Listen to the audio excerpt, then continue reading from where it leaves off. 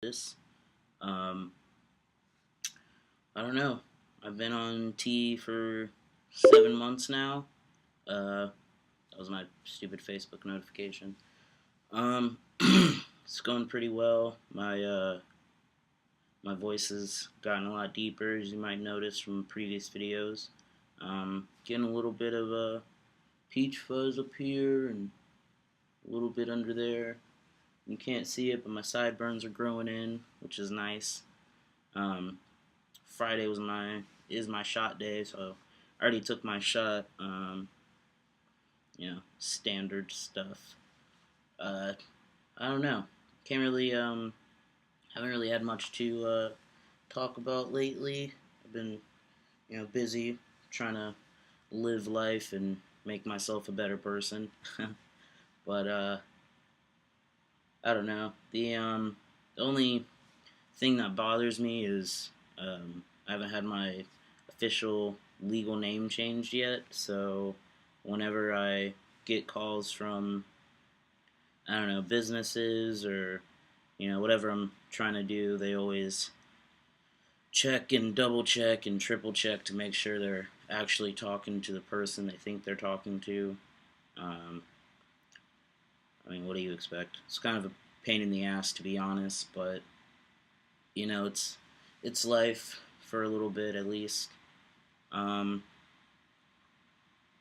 Other than that, I've had a few people ask me about my love life lately, whether it's changed since I've started medically transitioning or not.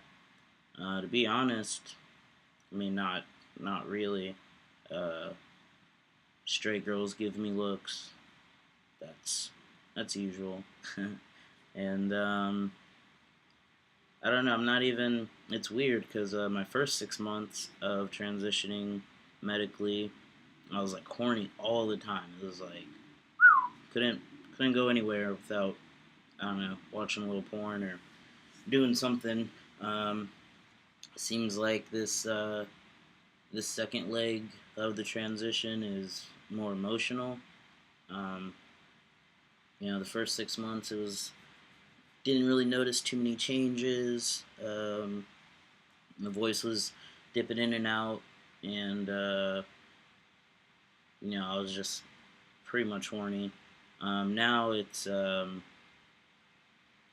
more like instead of being horny, kind of gone back to my normal level of sexualness, I guess. And I don't know. Instead of that, now I kind of getting more angry about little things. If I can't find something, I kind of like throw little tantrums in my room sometimes. Not like not on that Max level, Max from the L Word, where he would like flip out all the time. Um, so that's nice, but I don't know. I've been like thinking a lot about my past and the side of my family that I don't know. I'm trying to figure out. I don't know if there's any connection between me and my dad's side of the family. Uh, I suspected for a long time when I was younger that he was gay, and I'm pretty sure that he actually is. So I was like, oh, maybe being gay is hereditary.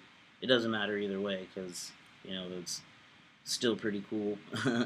um, but yeah, just trying to find out about my past in order really to know like what medical things I need to watch out for while taking tea.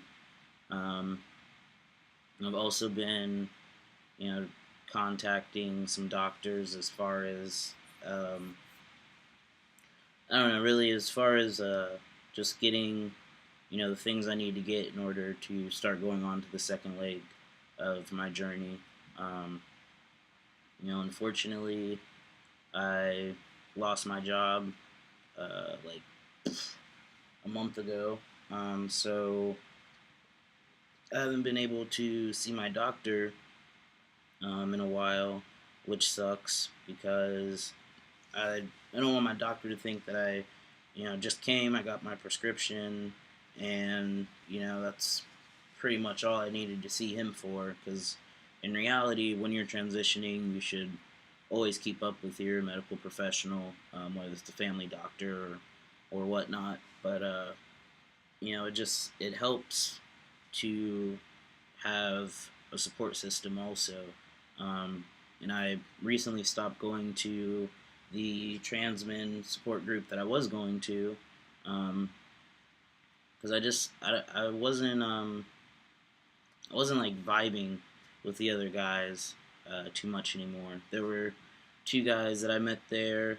They were open minded about a lot of things, and I felt like I could share without being judged. And then a lot of the other, well, yeah, kind of to generalize, there was like a lot more of the other guys there who were, you know, I guess went the normal route of deciding to start dating men or whatever. And since since I'm still not physically attracted to men in that way, I kind of would just get dogged on, I guess. So that kind of sucks to have discrimination in your own community. Lesbian and gays and bars. No, I'm just kidding. But it's we're already discriminated against, in the queer community as it is, and trans women, I would say they definitely have it harder, but their support network is better because they want to talk about it and share their feelings and et cetera, et cetera. And as guys, we there's a lot of us, but not a lot of us want to, I guess, be out as trans. There's a lot more people who would rather just go the stealth route, which is, I transitioned, I changed my name. No one needs to know my past. No one needs to know anything really about me as far as what I'm doing and other stuff like that. So I haven't, I don't knock people who live the stealth route. That's nice, but I'm an open book. I prefer to share my experience with others who are looking for help, so that way they know they're not alone. When I was younger and first coming out as trans, it was bad enough that when I came out as gay, it was like my family was kind of like, oh, that's like a white person thing, lesbians and gays, and so I was like, whoa, am I the only black lesbian around here? What's going on? But a lot have changed in a short amount of time. It's gone from, you can never really find any GLBT movies or anything about queer people of color, and in a short span of years, about I don't know, I guess 7 years since I've come out. Now like LGBT is the popular acronym now, and you say GLBT to people and they're like, what are you talking about? But you switch the L and the G and they all of a sudden are like experts. And I've met like a few more trans men. When I was younger and first coming out, I really only knew like a handful from going to gay camp in Michigan, and then in Columbus, I didn't know anybody who was trans, at least trans man, except for one volunteer that came to my youth center, and he helped me out a lot.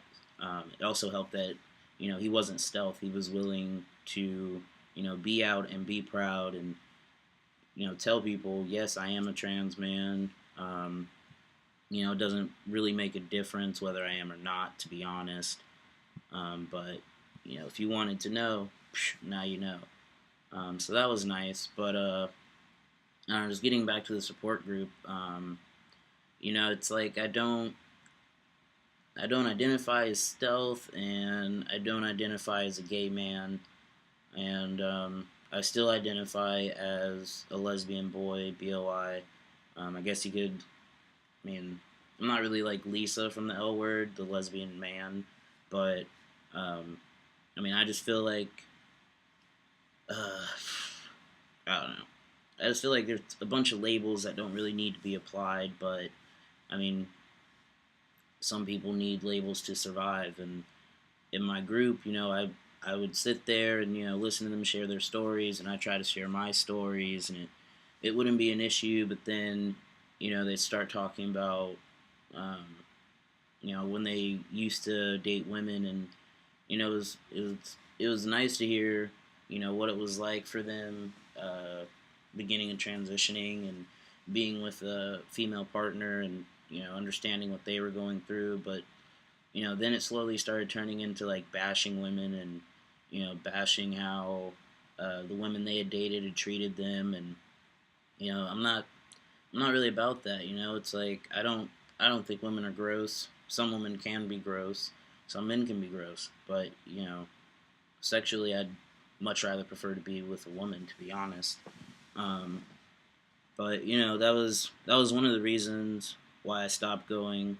Another reason was kind of uh, and it was getting very uncomfortable to share an experience of a trans person of color, and you're in a room full of non people of color, so it's like it's not it's not really a big difference, but to be honest, the way I was raised compared with some of the other guys, it was a big difference. And luckily I met a handful of people of color who were trans men, and we would like talk about, yeah, when we were younger, if we were raised in the church or not, and how the community kind of saw it once we started transitioning, and it wasn't it was nice just to have somebody to share that with,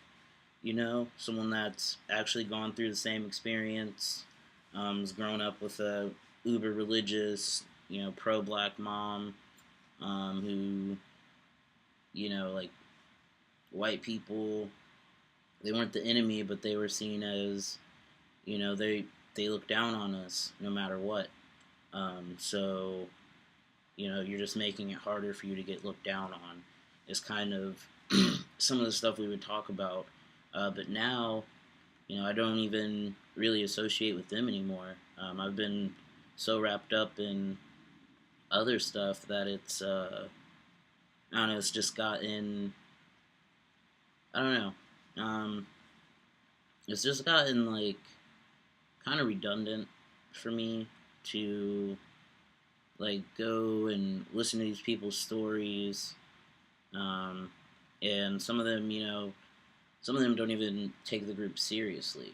I'm not saying every time we come there we need to share our feelings and kumbaya, but it was like I'd go, we'd sit in silence for an hour and a half, and that whole hour and a half, like, what the fuck are we doing? And there'd be some people there that would actually really need help. Um, I met one guy that actually, the last time I actually went, I met a guy who, he was really uncomfortable. You could tell he was really uncomfortable, and no one was really trying to make it so he could relax and feel comfortable and join the conversation.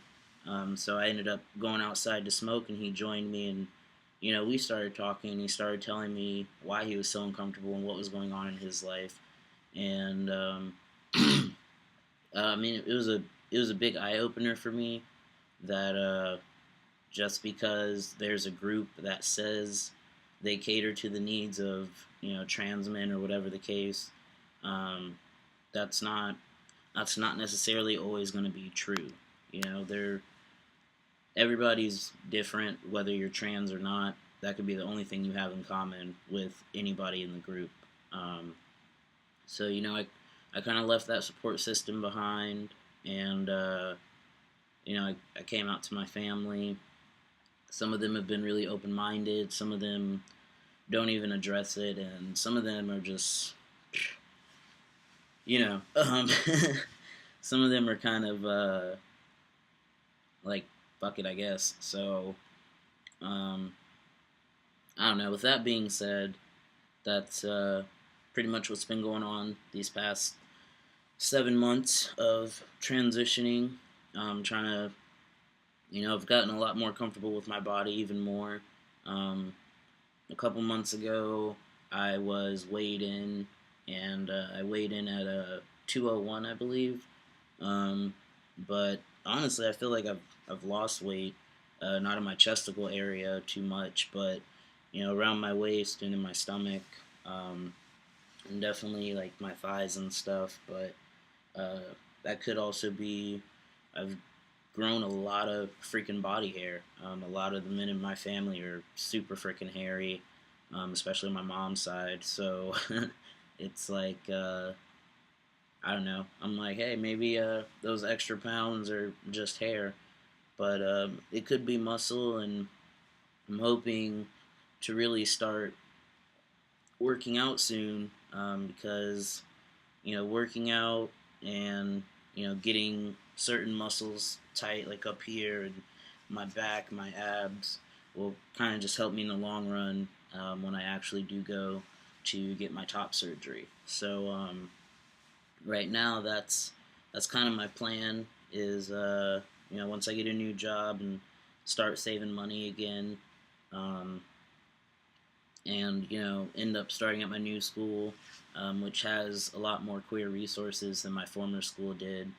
Uh, I'm gonna start saving for my top surgery and hopefully be able to get that done, um, no later than the end of 2015. Um, and with that, I also want to have my name changed, and my gender marker changed, at least on my ID. I'm not too concerned with changing it on my birth certificate, but if it calls for me to have to do that, I'll gladly do it. But the whole process is super freaking expensive. So me being a broke boy, there's there's just stuff I have to do in order to get to my ultimate goal of being who I actually am. But I don't know. If you guys have any questions, or if you ever want to talk about anything, feel free to hit the comment section, or shoot me an email, send me a friend request on Facebook, all that social media crap. Because I have no problem with talking to people, helping them figure out stuff. I still have friends from Columbus who, will have somebody hit me up on Facebook and say, oh, um, I think I might be trans, but I'm not sure. What did you do? Or et cetera, et cetera. And, I'm always happy to help. That's the only reason I make these videos. I make them so that I can watch my progression and possibly help someone else. So, peace, love, and chicken grease. Thanks for watching. And to the juggalos out there, much clown love, fam. Whoop, whoop.